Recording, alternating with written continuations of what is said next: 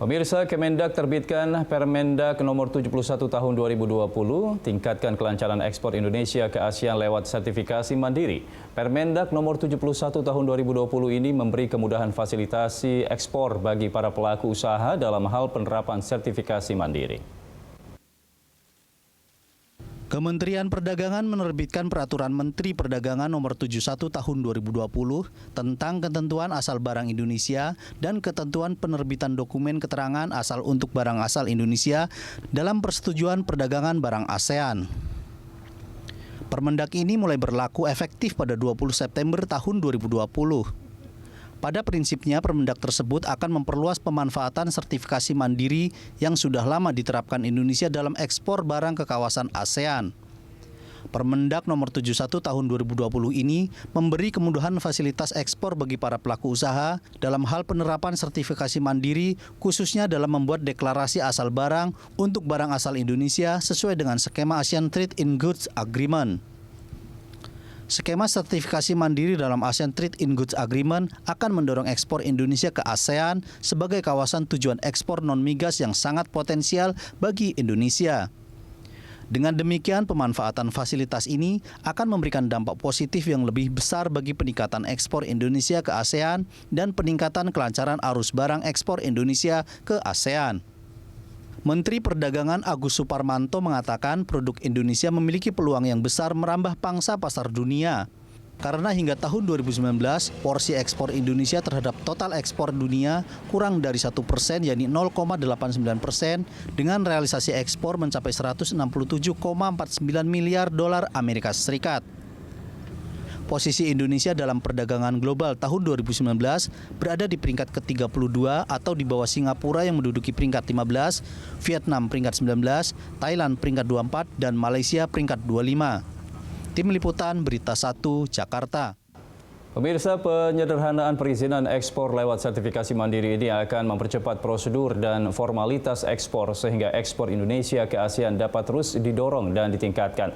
Lantas, seberapa efektif Permendak 71 dan sertifikasi mandiri menggenjot ekspor Indonesia dan apa yang harus dilakukan pengusaha agar bisa memanfaatkan fasilitas sertifikasi mandiri ASEAN Wide Self-Certification? Langsung saja kita bahas bersama Direktur Jenderal Pengembangan Ekspor Nasional Kemendak, Bapak Hasan, dan Wakil Ketua Umum Kadin Apindo, Ibu Sinta Hamdani, serta Direktur Eksekutif Next Policy, Mas Fitra Faisal. Ya, halo Pak Hasan, Bu Sinta, dan juga Mas Fitra. Terima kasih sudah bergabung di Hot Economy. Baik, pertama saya ingin ke Pak Hasan terlebih dahulu. Pak Hasan, mungkin belum banyak yang tahu terkait dengan sertifikasi mandiri ini. Ini sebenarnya bisa dijelaskan dulu seperti apa sebenarnya mekanisme sertifikasi mandiri ini, Pak Hasan? Ya, terima kasih Mas. Jadi memang kemarin tanggal 19 ada disampaikan Permendak mulai rilis juga. Ini tentu kemudahan relaksasi yang juga diberikan dalam rangka kemudahan untuk ekspor. Ya. Sebelumnya memang 2014 kita dalam rangka ASEAN sudah ada sertifikasi mandiri, tapi waktu itu hanya untuk eksportir produsen. Nah, yang sekarang tentu diperluas bukan hanya eksportir produsen, tetapi juga eksportir yang kategorinya trader. Oke. Nah, jadi ini akan memperluas ya cakupan penggunaannya, dan tentu kita kan selama ini sudah ada penerbitan SK itu secara elektronik ya oleh instansi penerbit SK yang ditunjuk atau diberikan kewenangan oleh Kementerian Perdagangan dan seluruhnya ada di daerah.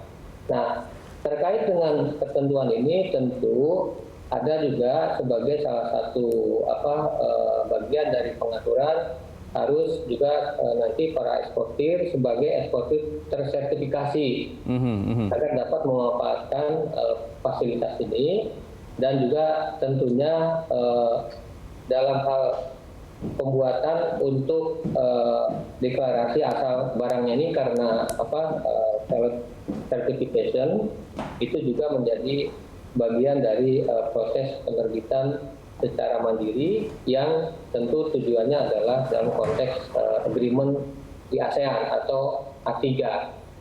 Oke, jadi kita berharap ya dengan fasilitas ini akan lebih banyak kemudahan diberikan kepada masing-masing eksportir karena dia self declaration buat, lalu ini juga self certification-nya juga disampaikan. Oke, jadi saya konfirmasi lagi bahwa untuk tahun 2020 ini sertifikasi mandirinya diperluas ke para trader juga, Pak, ya, tidak hanya para produsen begitu, Pak. Eksportir trader sekarang bisa menggunakan fasilitas ini. Iya, jadi dimanfaatkannya oleh eksportir, baik itu produsen, ya, karena kan ada produsen sekaligus eksportir. Tetapi ada juga yang eksportir itu hanya dia sebagai trader, mengumpulkan barang-barangnya dari berbagai produsen, lalu dia ekspor. Nah itu jadi sekarang tentu harusnya lebih banyak lagi akan dilakukan ekspor oleh kedua jenis eksportir tadi itu. Ya, pertanyaannya kenapa sekarang baru dikeluarkan kebijakan untuk trader juga untuk bisa mendapatkan fasilitas sertifikasi mandiri ini, Pak? Apakah ketika untuk eksportir produsen ini belum maksimal kebijakan untuk sertifikasi mandiri ini, Pak? Kan ini kaitan dengan ASEAN Trade Agreement ya. Nah di dalam ASEAN Trade Agreement kita kan ada ketentuan mengenai lokal konten di ASEAN. Nah tentu kalau kaitan dengan lokal konten, untuk dapat preferensi tarif di dalam konteks ASEAN, dia syaratnya adalah harus menggunakan preferensi tarif dengan syarat bahwa dia lokal kontennya memenuhi. Berapa persen, Pak? Iya, oleh karena itu dalam hal ini selain yang tadi kenapa sebelumnya produsen, ya, karena itu tentu dikaitkan dengan ketentuan dan kesepakatan di negara-negara ASEAN sendiri. Ini kan hasil kesepakatan dengan negara-negara ASEAN di dalam K3. Oke, baik. Saya minta tanggapan Bu Sinta terkait dengan sertifikasi mandiri yang sekarang diperluas ke para trader juga, eksportir trader. Bagaimana Ibu melihat kebijakan sertifikasi mandiri dan juga Permendak nomor 71 tahun 2020 ini, Bu Sinta? Ya, kami dari pelaku usaha jelas menyambut baik ya adanya self-certification ini, ASEAN-wide self-certification. Jadi memang kalau kita lihat ini jelas dapat mempersingkat waktu dan mensimplifikasi ya beban pengurusan daripada SKA.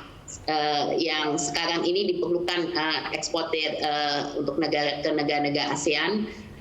Untuk mengklaim tadi yang dikatakan tarif preferensi perdagangan yang dikomitmenkan dalam A3.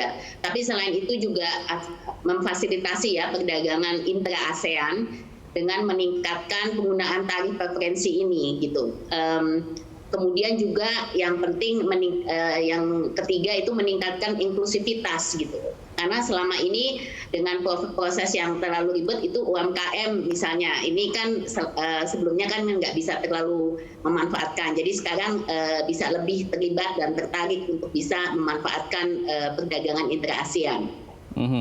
Jadi memang kami tentu saja mengira karena memang banyak yang mungkin selama ini eksportir belum memanfaatkan karena terlalu ribet, terlalu lama, jadi ngambil tidak dimanfaatkan gitu. Tapi kita juga mesti melihat bahwa memang permasalahan ekspor ini kan bukan hanya karena urusan administrasi ini ya. Jadi memang kita juga mesti melihat bahwa beyond that gitu, apakah kemudian dengan adanya AWSC ya, ini namanya AWSC ini bisa langsung meningkatkan ekspor Indonesia. Nah ini mungkin yang menjadi tantangan ke depan gitu. Ini nggak atau langsung bisa langsung meningkatkan. Nah ini kemudian juga kita mesti melihat bahwa memang perdagangan intra-ASEAN ini kan sekitar 300 US dollar saat ini.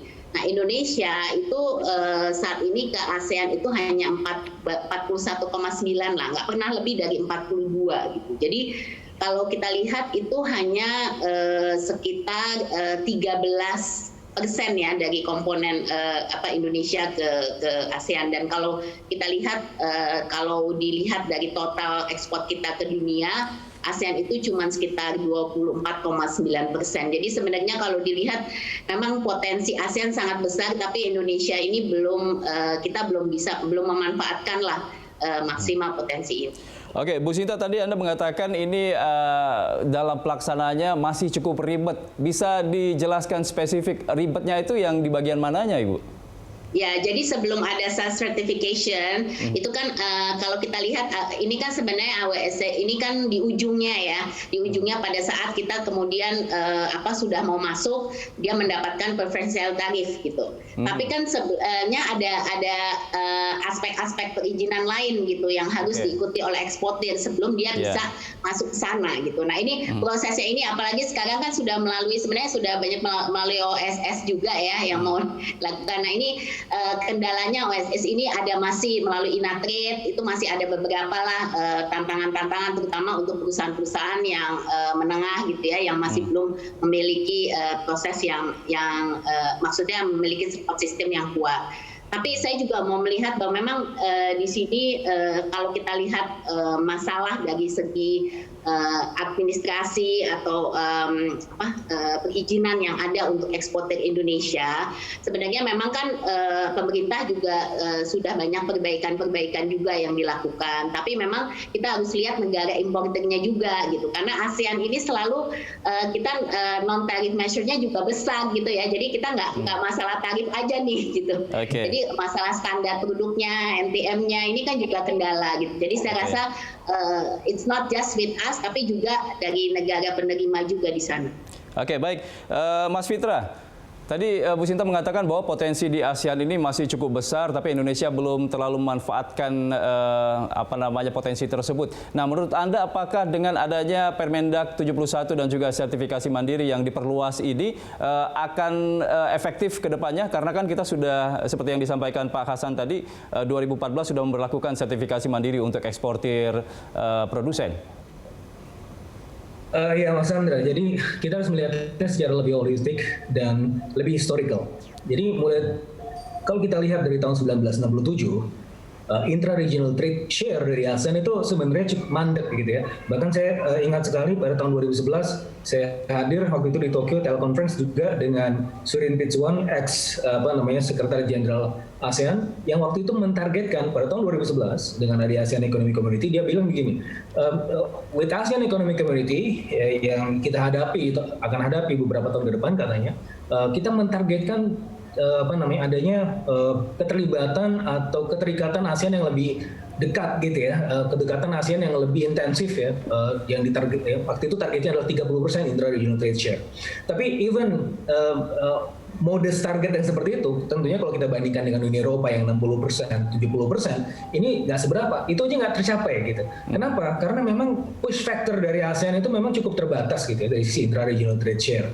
Saya rasa memang kalau dalam beberapa literatur dan juga saya tulis di buku saya Globalization and Productivity in ASEAN, ya salah satunya selain trade facilitation, kita membutuhkan sebenarnya juga faktor-faktor lain. Tadi Bu Sinta sudah menyampaikan juga, kita berbicara mengenai the whole ecosystem. Ya, ekosistem yang membantu intra-regional trade share itu tidak hanya dari sisi certification, tapi ada teknologi, ada infrastruktur, ada governance. Tapi tentunya ini merupakan sebuah langkah maju bagaimana mendekatkan ASEAN. Tapi kalau kita bicara ASEAN sekali lagi, this will go beyond ASEAN. Ya, karena ASEAN sendiri di sini ya, itu menjadi sebuah hub ya. Bukan kita stop di ASEAN. ASEAN lebih dekat, oke. Intra-regional trade share yang terbatas, saya rasa itu juga tidak akan menjadi masalah. Asalkan kita masih bisa menjadi platform yang terbuka untuk region-region lain. Sekarang ada ASEAN Plus gitu ya, ada RCEP dan lain-lain. Dan kita bisa menyediakan itu. Justru kalau kita lihat figure untuk ASEAN Plus, yang mana itu menyediakan pull factor, gitu, alih-alih push factor dari ASEAN yang sangat terbatas, kita membutuhkan lebih banyak pull factor. Ya, artinya ASEAN ini sebagai hub menjadi penghubung dari negara-negara dan region-region yang lain. Itu yang sebenarnya lebih signifikan ketimbang kita mengharapkan hanya sekedar trade facilitation. Tapi sekali lagi, kalau gitu, domestically speaking, Permendag 71 2020 ini ya sebenarnya adalah untuk compatible dengan keinginan kita untuk lebih dekat dengan ASEAN. Apakah nanti intra-regional trade share ASEAN akan menjadi lebih signifikan? Banyak penelitian empiris yang menyebutkan tidak, atau mungkin tidak akan terlalu signifikan. Tapi apakah kita moving to the right way kalau kita bicara mengenai magnitude dan juga arah kita sudah tepat. Begitu Mas Andra. Oke, baik, arah kita sudah tepat. Saya kembali ke Pak Hasan. Pak Hasan, Saya ingin menggali lebih dalam lagi mengenai sertifikasi mandiri ini. Ini kan tadi dikatakan akan diperluas ke para pelaku eksportir yang trader. Nah, ini apa keuntungan-keuntungan yang didapatkan? Tadi kalau tidak salah juga disebutkan masalah tarif yang apakah sampai 0% juga untuk tarif ekspornya? Ya, ini kan memang betul tadi disampaikan oleh Bu Sinta maupun Pak Fitra. Ini kan salah satu bagian dari kita memfasilitasi untuk peningkatan ekspor, termasuk intra-ASEAN. Nah, jadi bahwa ada tarif referensi itu tetap berlaku seperti adanya sekarang ini. Cuman ini adalah sertifikasi yang tadi juga Bu Sinta sudah singgung, self-sertifikasi yang memudahkan para eksportir karena semua dibuat secara elektronik. Karena kan SKA sekarang sudah juga SKA semua. SKA yang diterbitkan oleh instansi penerbit. Nah, dengan adanya sertifikasi yang diperluas, tentu kan pemainnya jadi tambah banyak, Pak. Iya, betul. Bukan hanya eksportir produsen, tetapi juga eksportir yang statusnya adalah trader.